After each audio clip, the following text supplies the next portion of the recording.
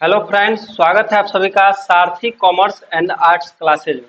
Friends, आज की इस वीडियो में हम बिहार बोर्ड क्लास 12th के अकाउंटेंसी के चैप्टर 2 पढ़ने वाले हैं। चैप्टर का नाम है साझेदारी फर्म का लेखांकन और आधारभूत अवधारणाएं, accounting for partnership forms, basic concept. तो इस वीडियो के सारे ऑब्जेक्टिव क्वेश्चन पढ़ने वाले हैं, तो आप लोग वीडियो पे शुरू से लेकर अंत तक बने रहिए। ठीक है, तो चलिए वीडियो को शुरू करते हैं।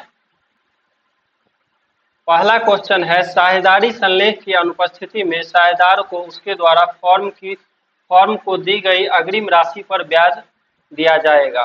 The absence of partnership deed, the partners will be allowed interest on the amount advance to the firm. साझेदारी संलेख की अनुपस्थिति में साझेदारों को उसके द्वारा फॉर्म को दी गई अग्रिम राशि पर कितना प्रतिशत की दर से ब्याज दिया जाएगा? तो 6% की दर से। ठीक है ना। अतिरिक्त पूंजी अगर कोई पार्टनर देता है ऋण के तौर पे, तो उस पर 6% की दर से ब्याज दिया जाएगा। अन्यथा अगर साझेदारी संलेख नहीं है तो साझेदार के पूंजी पे कोई भी ब्याज नहीं दिया जाएगा। ठीक है ना। अतिरिक्त पूंजी पे 6% की दर से ब्याज दिया जाएगा। यानी ऑप्शन नंबर बी हमारा बिल्कुल ही राइट आंसर हो जाएगा।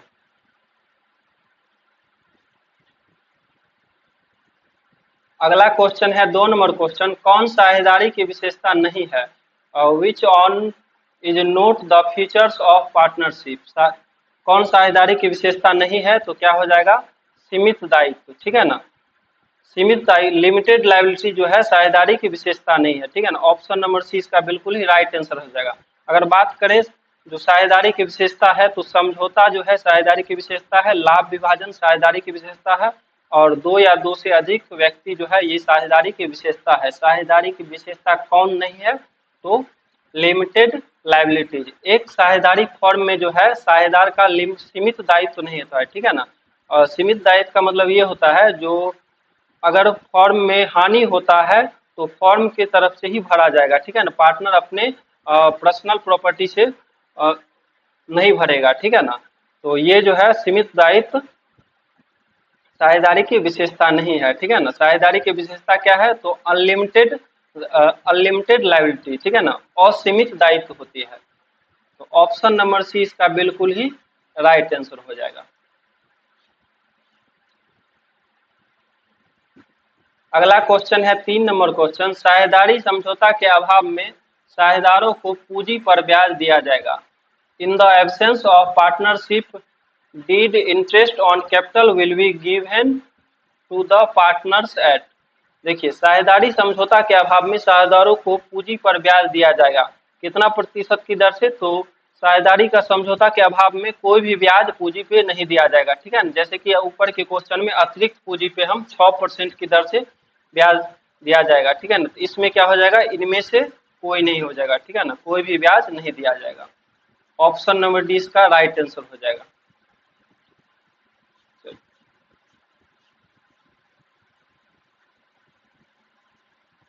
अगला क्वेश्चन है 4 नंबर क्वेश्चन, चालू खाता है। चालू खाता, करेंट अकाउंट इज। चालू खाता क्या है? तो व्यक्तिगत खाता यानी पर्सनल अकाउंट्स में आएगा। ठीक है ना। चालू खाता यानी करेंट अकाउंट हो या कैपिटल अकाउंट हो, किस कैटेगरी में आएगा? तो व्यक्तिगत खाता में। ठीक है ना। ऑप्शन नंबर ए इसका बिल्कुल ही राइट आंसर हो जाएगा। अगला है 5 नंबर क्वेश्चन, चल या परिवर्तनशील विधि से साझेदार के पूंजी खाते पर ब्याज क्रेडिट किया जाएगा। The interest on partners capital account under fluctuating method is to be credited to. देखिए, चल या परिवर्तनशील विधि से जो है पार्टनर का पूंजी पर जो ब्याज किसमें क्रेडिट किया जाएगा? तो साझेदार के पार्टनर कैपिटल अकाउंट में। ठीक है ना। साझेदार के पूंजी खाते में सबसे पहले बात किया जाएगा। और अगर पार्टनर का कैपिटल जो है परिवर्तनशील है तो उसमें हम कौन सा अकाउंट खोलते हैं? तो एक ही अकाउंट खोलते हैं, कैपिटल अकाउंट। ठीक है ना। कैपिटल अकाउंट खोलते हैं। अगर पार्टनर का पूंजी स्थिर है, अगर स्थिर है तो इसमें हम कैपिटल के साथ करेंट अकाउंट भी खोलते हैं। ठीक है ना। CUR करेंट अकाउंट भी खोलते हैं। तो इसमें क्या है, जो चल या परिवर्तनशील विधि से साझेदार को पूंजी खाते में ब्याज क्रेडिट किया जाएगा। ठीक है ना।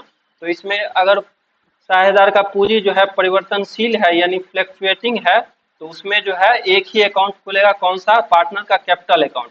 याद रखना, अगर स्थिर है तो स्थिर में कौन सा खुलेगा?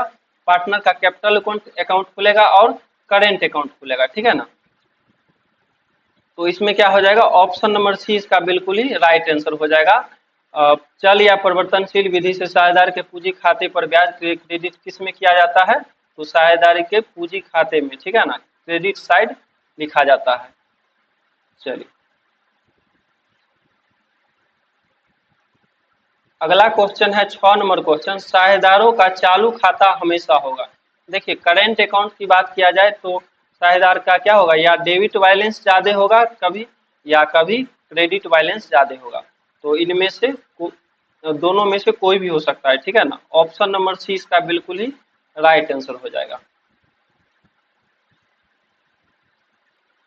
अगला क्वेश्चन है 7 नंबर क्वेश्चन, साझेदार की पूंजी पर ब्याज की गणना होती है।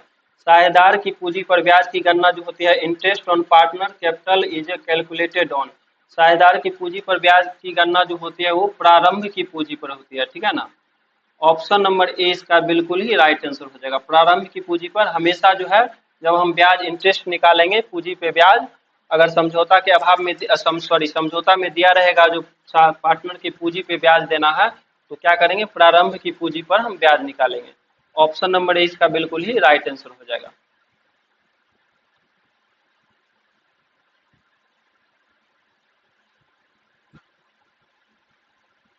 अगला है 8 नंबर क्वेश्चन, साझेदारी अनुबंध बनाना। Preparation of partnership agreement is. देखिए साझेदारी अनुबंध बनाना ऑप्शन में है अनिवार्य है, ऐच्छिक है, आंशिक अनिवार्य है और इनमें से कोई नहीं। तो क्या हो जाएगा? साझेदारी अनुबंध जो है, आप कहीं पे पार्टनरशिप में कोई फॉर्म चलाते हैं तो उसमें जो है ऐच्छिक है, आप एग्रीमेंट के तौर पे बना सकते हैं, और नहीं तो आप बना भी सकते हैं और नहीं भी बना सकते, ठीक है ना। ऐच्छिक है, आप एग्रीमेंट करके बना सकते हैं और मौखिक भी बना सकते हैं, ठीक है ना। ऑप्शन नंबर 20 का बिल्कुल ही राइट आंसर हो जाएगा। साझेदारी अनुबंध में क्या हो जाएगा? ऐच्छिक है, साझेदारी अनुबंध बनाना जो है ऐच्छिक है। ऑप्शन नंबर 20 का बिल्कुल ही राइट आंसर हो जाएगा।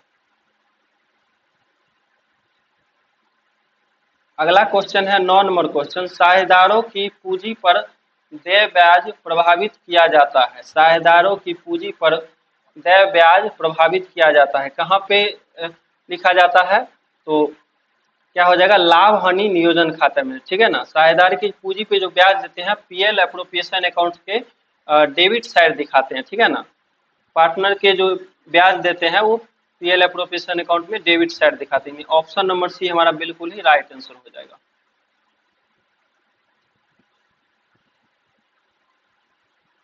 अगला क्वेश्चन है 10 नंबर क्वेश्चन, फॉर्म के लिए साझेदार के आहरण पर ब्याज है। देखिए जब कोई फॉर्म में आहरण पे ब्याज भरेगा तो फॉर्म के लिए क्या हो जाएगा? आय हो जाएगा, इनकम हो जाएगा। इसको कहाँ पे दिखाते हैं? ऑप्शन नंबर 20 का बिल्कुल ही राइट आंसर हो जाएगा।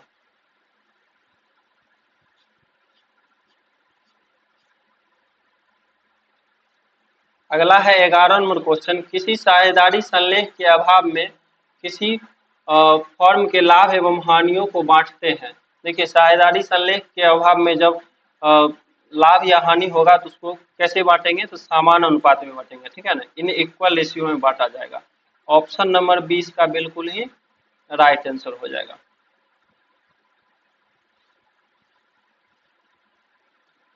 अगला है 12 नंबर क्वेश्चन, साझेदारी फॉर्म के लाभ हानि का विभाजन किया जाता है।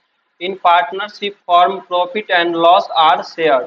देखिए साझेदारी फॉर्म में लाभ हानि का विभाजन किया जाता है, किसमें किया जाता है? तो समझौते के अनुसार किया जाता है, ठीक है ना। समझौते के अनुसार एज पर एग्रीमेंट के, जिस तरह से एग्रीमेंट बनाया जाएगा उस तरह से लाभ हानि का बंटवारा किया जाएगा। मान के चलिए ए और बी नाम का पार्टनर है, तो ए का हो सकता है दो और बी का जो हो सकता है 3 हो सकता है, यानी 2-3 के रेशियो में बांटता हो या बराबर बराबर बांटता हो। तो एग्रीमेंट पे जिस तरह से किया जाएगा उस हिसाब से लाभ हानि का बंटवारा किया जाएगा, ठीक है ना। ऑप्शन नंबर सी इसका बिल्कुल ही राइट आंसर हो जाएगा। अगला क्वेश्चन है 13 नंबर क्वेश्चन, लाभ हानि विनियोजन खाता बनाया जाता है। Profit and loss appropriation account is prepare to. कब बनाया जाता है? तो विभाज्य लाभ निर्धारण के लिए, ठीक है, लाभ को बांटने के लिए जो है हम पीएल अप्रोप्रिएशन अकाउंट बनाते हैं, जिसको हिंदी में क्या बोलते हैं, लाभ हानि नियोजन खाता, ठीक है ना। ऑप्शन नंबर सी इसका बिल्कुल ही राइट आंसर हो जाएगा।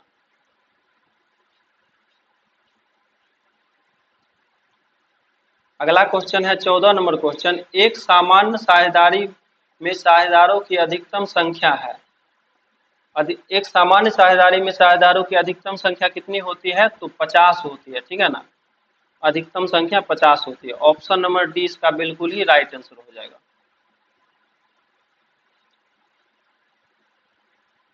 अगला क्वेश्चन है 15 नंबर क्वेश्चन, निम्नलिखित में कौन सा लाभ का विनियोजन है, निम्नलिखित में से कौन सा लाभ का विनियोजन है, which the followings is an appropriation of profit. तो क्या हो जाएगा, पूंजी पर ब्याज हो जाएगा, ठीक है ना, पूंजी पर ब्याज जो है वो लाभ का विनियोजन है। ऑप्शन नंबर बी बिल्कुल ही राइट आंसर हो जाएगा।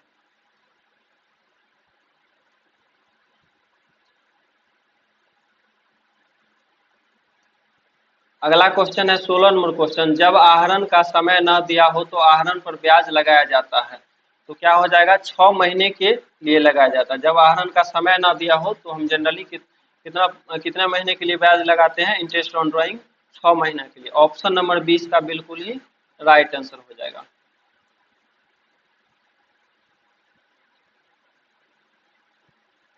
अगला क्वेश्चन है 17 नंबर क्वेश्चन, जब वर्ष भर निश्चित राशि का आहरण प्रत्येक महीने की अंतिम तिथि को किया जाए तो आहरण की कुल राशि पर ब्याज लगाया जाएगा। वो ऑप्शन में है 6.1/2। चलिए अगला ऑप्शन भी देख लेते हैं। अगला है 6 महीने के लिए और 5.1/2 महीने के लिए, 1 महीने के लिए। तो क्या हो जाएगा, 5.1/2 महीना हो जाएगा, ठीक है ना। ऑप्शन नंबर सी इसका बिल्कुल ही राइट आंसर हो जाएगा। ऑप्शन नंबर सी हो जाएगा।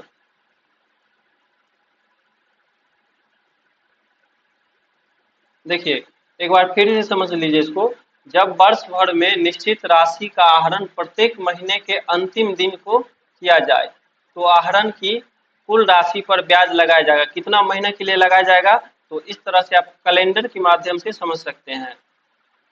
चलिए ये हो गया जनवरी, फरवरी, मार्च, अप्रैल, मई, जून, जुलाई, अगस्त, सितंबर, अक्टूबर, नवंबर और दिसंबर। तो सवाल में क्या कह रहा है, जो जब वर्ष भर में निश्चित राशि का कोई निश्चित राशि का आहरण प्रत्येक महीने के अंतिम दिन किया जाए, यानी अगर जनवरी में किया जाएगा, प्रत्येक महीना वर्ष भर में प्रत्येक महीना जो है आहरण ड्राइंग्स किया जा रहा है, तो प्रत्येक महीने के आखिरी दिन यानी जनवरी के लास्ट में अगर निकालेगा तो जनवरी, एक फॉर्मूला है, जनवरी से अगर जनवरी के लास्ट मंथ में निकालेगा यानी 31 तारीख को निकालेगा तो क्या हो जाएगा, 31 तारीख के बाद कितना समय बचा, तो 31 तारीख के बाद सीधा सीधी बचता है कितना महीना, 11 महीना बचता है, ठीक है ना, 11 मंथ। और आखिरी मंथ में अगर बात किया जाए तो आखिरी मंथ में फिर 31 दिसंबर को निकालेगा तो 31 दिसंबर के बाद कितना मंथ बचता है, तो 0 मंथ, ठीक है ना। इसको जोड़ के 2 से भाग देंगे, ठीक है ना, तो क्या हो जाएगा 11/2 यानी 2 पंचे 10, यानी अगर पूर्णांक में बात किया जाए तो 5.1/2 यानी 5.1/2 हमारा सी में है, ठीक है।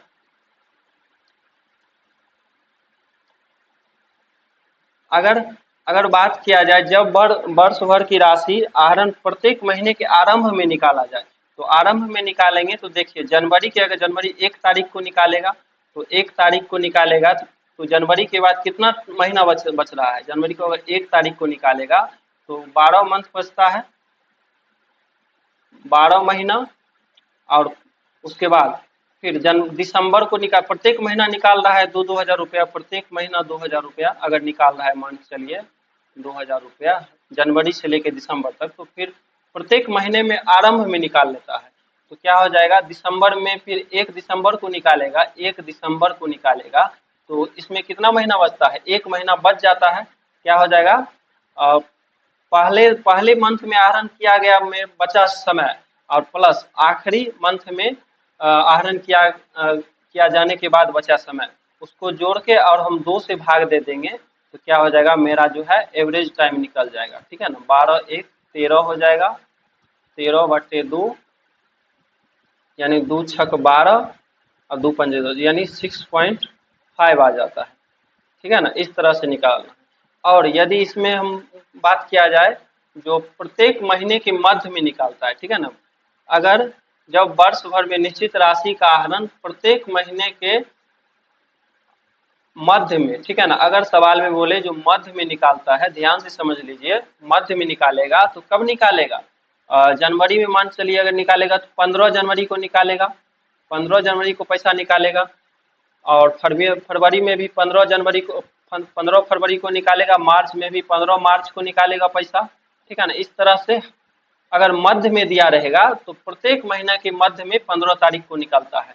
तो मान चलिए अगर जनवरी में पैसा निकालता है 15 जनवरी को, तो 15 जनवरी के बाद इधर कितना महीना बचा, लगभग 11 महीना इधर बच गया और ये 15 दिन, यानी 15 दिन आधा महीना का हो गया। कितना लिखेंगे, 11.5 लिखेंगे। ठीक है ना, यानी आधा महीना को हम 0.5 लिखेंगे।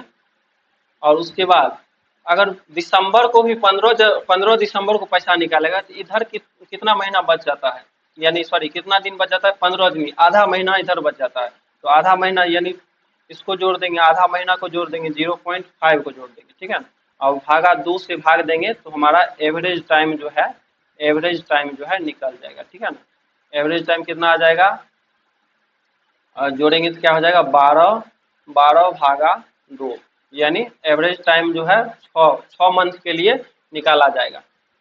तो इस तरह से हम इस कैलेंडर के माध्यम से हम अगर आहरण का प्रत्येक महीने के आरंभ में करता है और मध्य में करता है और अंतिम दिन करता है, तो इस तरह से हम निकाल सकते हैं। जैसे कि अगर प्रारंभ में करेगा तो क्या हो जाएगा, जनवरी 1 को करेगा, ठीक है, जनवरी के 1 को करेगा तो हम बता चुके हैं यहाँ पे जनवरी 1 को करेगा तो इधर कितना महीना बच जाता है, टोटल 12 मंथ बच जाता है। ठीक है, 12 मंथ बच जाता है। और फिर लास्ट वाले में देखेंगे जो कब कर रहा है, लास्ट में भी दिसंबर 1 को ही करेगा तो इधर भी 1 महीना बच जाता है। यानी पहले मंथ में किया गया आहरण से बचा समय और आखिरी मंथ में किया गया बचा समय, यानी दोनों को जोड़ के और 2 से भाग दे देंगे तो हमारा एवरेज टाइम आ जाता है। ठीक है ना, तो अगर प्रारंभ में रहेगा तो हमारा 6.5 आया है और मध्य में रहेगा तो कितना आएगा, मध्य में रहेगा तो कितना आया है, 6 आया है। और ये आखिरी अंतिम तिथि को अगर करेगा तो कितना आ जाएगा, कितना आ जाएगा, 5.5 आ जाएगा। ठीक है ना, अगर पूर्णांक में लिखेंगे तो 5.1/2 हो जाएगा। यानी इसका अंतिम दिन में देख लीजिए आप कितना है,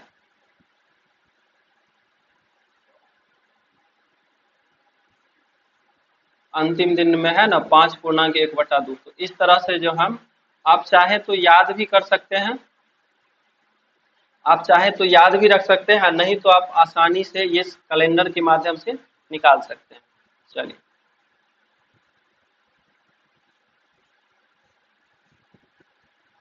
अगला क्वेश्चन है 18 नंबर क्वेश्चन, साझेदारी संलेख के अभाव में साझेदार द्वारा साझेदार हकदार नहीं है। किसका हकदार नहीं है, तो वेतन पाने का, कमीशन पाने का और पूंजी पर ब्याज पाने का, यानी इनमें से सभी का जो, ठीक है ना, इनमें से सभी। साझेदारी संलेख के जब अभाव रहेगा तो साझेदार को वेतन नहीं दिया जाएगा, कमीशन पाने का अधिकारी नहीं है, पूंजी पर ब्याज पाने का नहीं है।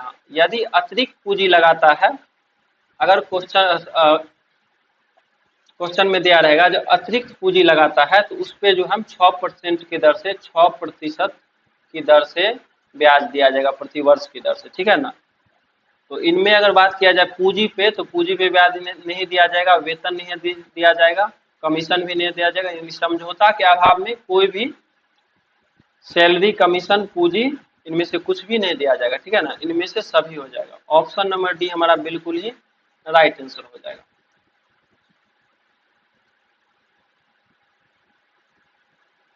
अगला है 19 नंबर क्वेश्चन, यदि प्रत्येक तिमाही के प्रथम दिन समान राशि का आहरण किया जाता है तो आहरण की कुल राशि पर ब्याज की गणना होगी।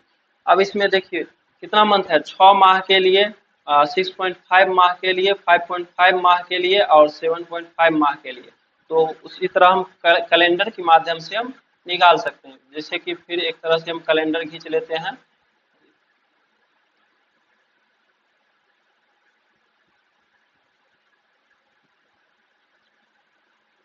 ये हमारा कैलेंडर हो गया इस तरह से, जनवरी, फरवरी, ये मार्च, अप्रैल, मई, जून, जुलाई, अगस्त, सितंबर, अक्टूबर, नवंबर और दिसंबर। इसमें क्या कह रहा है, यदि प्रत्येक तिमाही के प्रथम दिन समान राशि का आहरण किया जाए तो आहरण का कुल राशि पर ब्याज की गणना होगी। तो देखिए अगर तिमाही आहरण करेगा तो मंथ एक साल भर में कितना आहरण करेगा, इस तरह से देखिए जनवरी में करेगा 3 महीना का, देखिए इस तरह से, यानी कितना बार आहरण करेगा, 4 बार करेगा, ठीक है। 3 महीना पे तिमाही आहरण, साल भर में कितना बार आहरण करेगा, 4 बार पैसा निकालेगा, ठीक है ना। तो क्या कह रहा है सवाल में, तिमाही प्रथम दिन, ठीक है ना, प्रथम दिन अगर आहरण करेगा, मान चलिए अगर जनवरी के आहरण करेगा जनवरी में, तो जनवरी में आहरण करेगा तो यहाँ से कितना महीना बच गया, जनवरी को 1 तारीख को अगर आहरण करेगा, जनवरी को 1 तारीख को करेगा तो इधर कितना मंथ बच जाता है, 12 मंथ बच जाता है, ठीक है ना, 12 मंथ। और मान के चलिए फिर लास्ट में फिर करेगा, अक्टूबर 1 को करेगा तो इधर कितना महीना बच जाता है, 3 महीना बच जाता है ना। जनवरी को करेगा फर्स्ट बार और फिर लास्ट बार का भी जोड़ के 2 से भाग देते हैं तो निकल जाएगा एवरेज टाइम।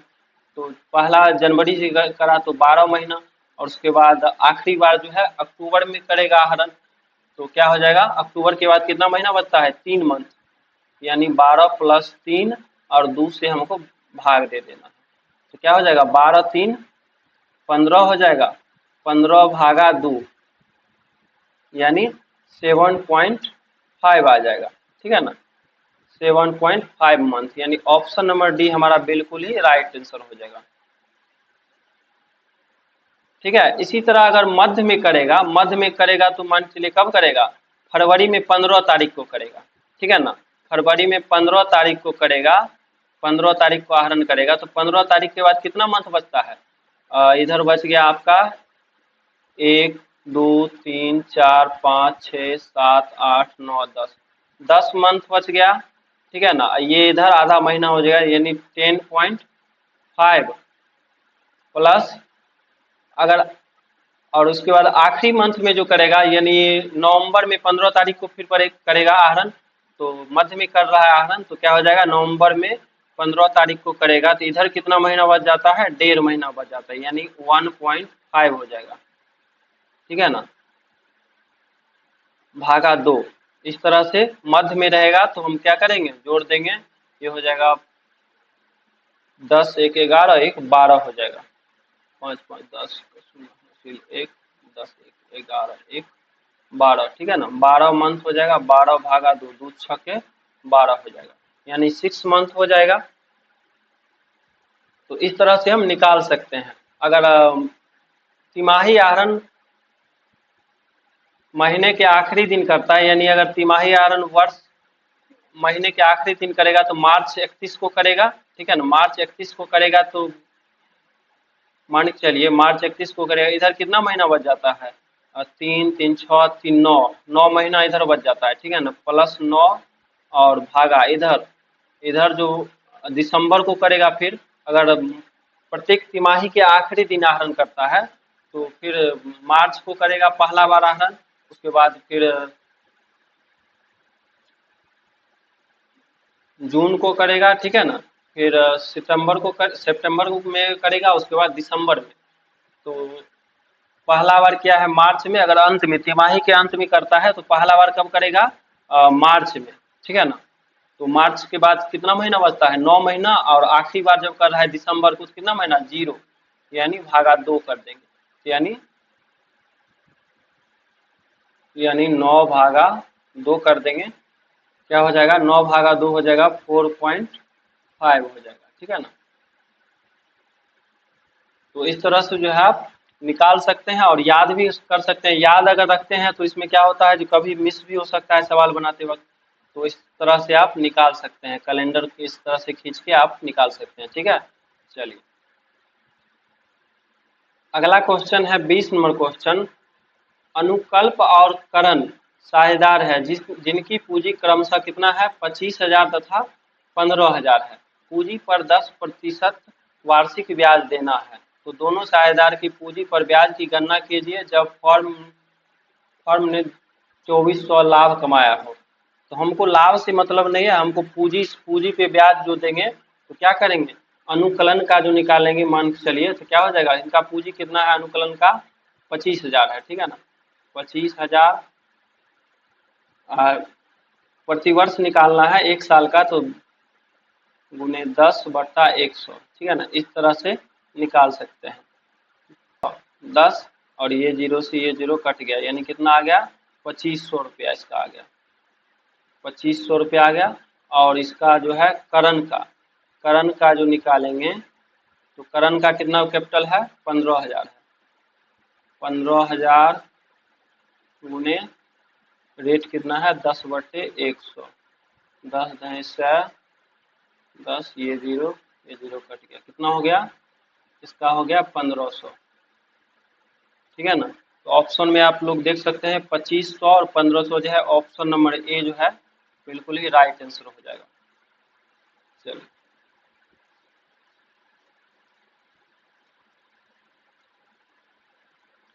अगला क्वेश्चन है 21 नंबर क्वेश्चन। एक साझेदारी फर्म के लक्षण है।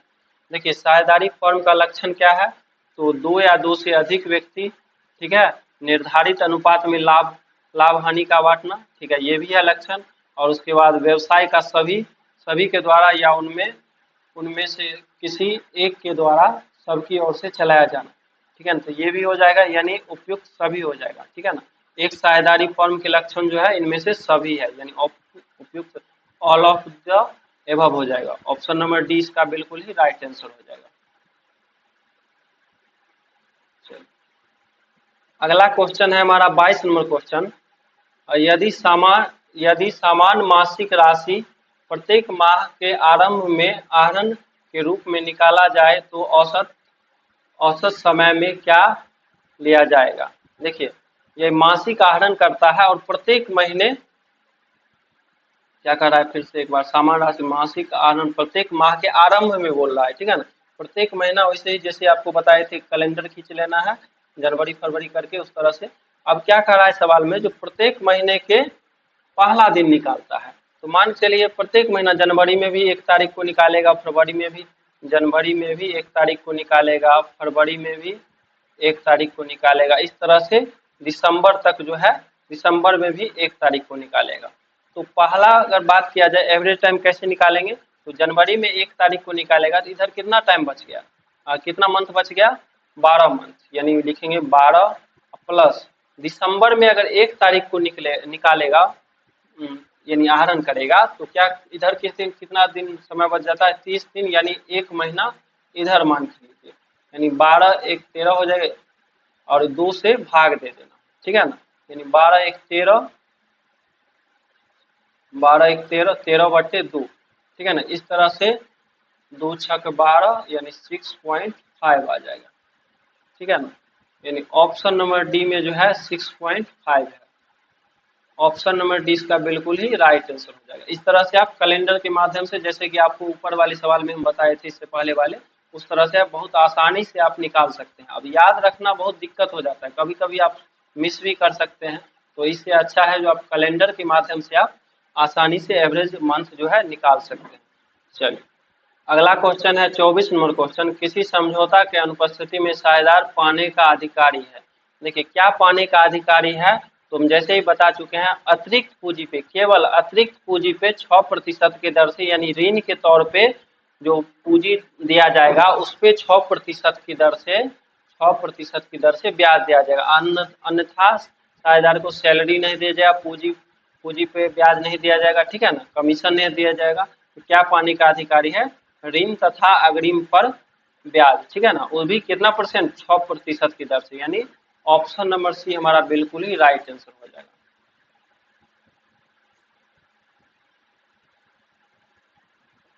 अगला क्वेश्चन है 25 नंबर क्वेश्चन, परिवर्तनशील पूंजी खाते को क्रेडिट किया जाता है। परिवर्तनशील पूंजी खाते को क्रेडिट किया जाता है। क्या हो जाएगा इसका आंसर? पूंजी पर ब्याज से, वर्ष के लाभ से, साझेदारी के पारिश्रमिक से और इनमें से सभी से। ठीक है ना। परिवर्तनशील पूंजी में कितने अकाउंट खुलते हैं? एक ही अकाउंट खुलते हैं, पार्टनर कैपिटल अकाउंट, और स्थिर में खुलते हैं कैपिटल अकाउंट खुलते हैं और करेंट अकाउंट खुलते हैं। ठीक है ना। तो यहाँ पे परिवर्तनशील पूंजी है तो जो भी कमीशन लाभ और पारिश्रमिक यानी कमीशन भी दिया जाएगा, जो भी, वो सब पार्टनर के कैपिटल अकाउंट में ही क्रेडिट किया जाएगा। ठीक है ना। ऑप्शन नंबर डी हमारा बिल्कुल ही राइट आंसर हो जाएगा। ठीक है ना। ऑप्शन नंबर डी बिल्कुल ही राइट आंसर हो जाएगा।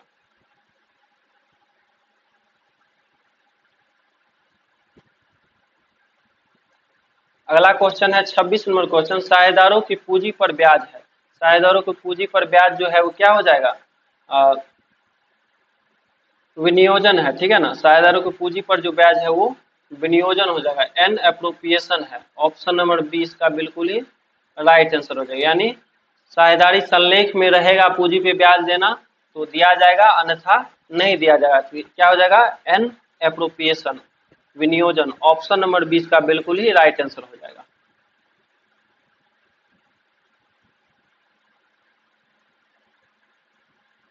अगला क्वेश्चन है 27 नंबर क्वेश्चन, मिस्टर गंभीर के लिए 12% की दर से आहरण पर ब्याज की गणना कीजिए यदि वह प्रत्येक माह के प्रारंभ में 2000 रुपया आहरित करता है। एक बार 2000 रुपया आहरित करते हैं, प्रत्येक साल जो है, वर्ष भर में वो प्रत्येक महीना के आरंभ में ही आहरण करता है। तो क्या हो जाएगा? और टोटल 12 मंथ में वो कितना रुपया का आहरण करता है? 24,000 रुपया। ठीक है ना। क्या हो जाएगा? 12 गुने क्या करेंगे? 12 गुने 2000 क्या हो जाएगा? 24,000 हो जाएगा। तो इंटरेस्ट ऑन ड्राइंग क्या हो जाएगा? इंटरेस्ट ऑन ड्राइंग्स जो हो जाएगा 24,000 गुने रेट कितना है? 12%, 12/100, और टाइम कितना लगाएंगे? तो क्या हो जाएगा? वर्ष भर के प्रारंभ में निकालता है, प्रत्येक महीना के प्रारंभ में। तो क्या हो जाएगा? प्रत्येक महीना का प्रारंभ में निकालेगा तो इधर 12 महीना बचा, और प्लस इधर फिर दिसंबर को निकालेगा लास्ट महीना में, तो इधर 1 महीना बचा। क्या हो जाएगा? 12 + 1/2 क्या हो जाएगा? 12 × 1 = 13, 13/2 हो जाएगा, यानी 6.5 हो जाएगा। यानी ब्याज जो लगाया जाएगा 6.5 मंथ के लिए लगाया जाएगा, बट्टे 12। ये हो गया, 12 से 12 कट गया, ये जीरो कट गया। ठीक है ना। 1560 रुपया। ठीक है ना। क्या करेंगे? 240 को हम 6.5 से गुना करेंगे, क्या आ जाएगा? 1560 रुपया आ जाता है। यानी ऑप्शन नंबर ए हमारा बिल्कुल ही राइट आंसर हो जाएगा। अगला क्वेश्चन है 28 नंबर क्वेश्चन, साझेदारों के आहरण पर ब्याज है। साझेदारों के आहरण पर जो ब्याज है क्या हो जाएगा? व्यवसाय के लिए लाभ है। ठीक है ना। कोई साझेदार फर्म से पैसा लिया है तो उसको क्या आहरण किया है, तो उस पर जो ब्याज देगा तो क्या हो जाएगा? फर्म के लिए लाभ है। और इसको आहरण पे जो ब्याज दिया, इंटरेस्ट ऑन ड्राइंग, को हम कहाँ दिखाते हैं? पीएल अप्रोप्रिएशन अकाउंट के क्रेडिट साइड में दिखाते हैं। ठीक है ना। इंटरेस्ट ऑन ड्राइंग्स को कहाँ पे दिखाते हैं? पीएल अप्रोप्रिएशन अकाउंट के क्रेडिट साइड दिखाते हैं। चलिए, ऑप्शन नंबर बी हमारा बिल्कुल ही राइट आंसर हो जाएगा। साझेदारी के आहरण पर ब्याज जो है वो व्यवसाय के लिए लाभ है। चलिए, अगला क्वेश्चन है 30 नंबर, साझेदारी संलेख की अनुपस्थिति में साझेदारी साझेदार को क्या वेतन दिया जाएगा? वेतन नहीं दिया जाएगा, उन्हें वेतन दिया जाएगा। क्या हो जाएगा? वेतन नहीं दिया जाएगा, समझौता के अभाव में वेतन नहीं दिया जाएगा। ऑप्शन नंबर बी हमारा बिल्कुल ही राइट आंसर हो जाएगा। अगला क्वेश्चन है 31 नंबर क्वेश्चन, साझेदारों के चालू खाते तब खोले जाते हैं जबकि उनकी पूंजी होती है। देखिए चालू करेंट अकाउंट कब खोले जाते हैं, जब उनकी पूंजी जो है स्थिर होती है। स्थिर में हम बता चुके हैं क्या वो अकाउंट खुलता है, कैपिटल अकाउंट। एक जो है आपका कैपिटल अकाउंट खुलता है, कैपिटल अकाउंट, और दूसरा जो है करेंट अकाउंट खुलता है, करेंट अकाउंट। ठीक है ना। ये कब खुलेगा, जब किसी पार्टनर का पूंजी जो है स्थिर रहेगा। अगर परिवर्तनशील रहेगा यानी फ्लक्चुएटिंग रहेगा तो इसमें सिर्फ कैपिटल को ही खोलते हैं। ठीक है ना, सिर्फ कैपिटल अकाउंट खुलता है। और किसी पार्टनर का जो है पूंजी जो है स्थिर रहेगा तो इसमें जैसे कि क्वेश्चन में बताया है साझेदारों के चालू खाते तब खोले जाते हैं जबकि उनकी पूंजी खाते जो होती है वो क्या होती है, स्थिर होती है। स्थिर में हम दो अकाउंट खोलते हैं, कैपिटल और करेंट खोलते हैं। ठीक है ना। और परिवर्तनशील में हम एक ही अकाउंट जो कि कैपिटल अकाउंट खोलते हैं। यानी ऑप्शन नंबर ए हमारा बिल्कुल ही राइट आंसर हो जाएगा।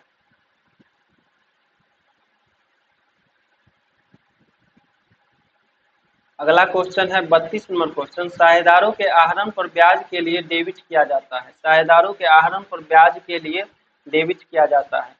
आहरण पर ब्याज के लिए हम क्या डेबिट करते हैं, साझेदारों के पूंजी खाते को। ठीक है ना, आहरण पर ब्याज के लिए जो करते हैं साझेदार के पूंजी खाते को डेबिट करते हैं। ऑप्शन नंबर ए इसका बिल्कुल ही राइट आंसर हो जाएगा।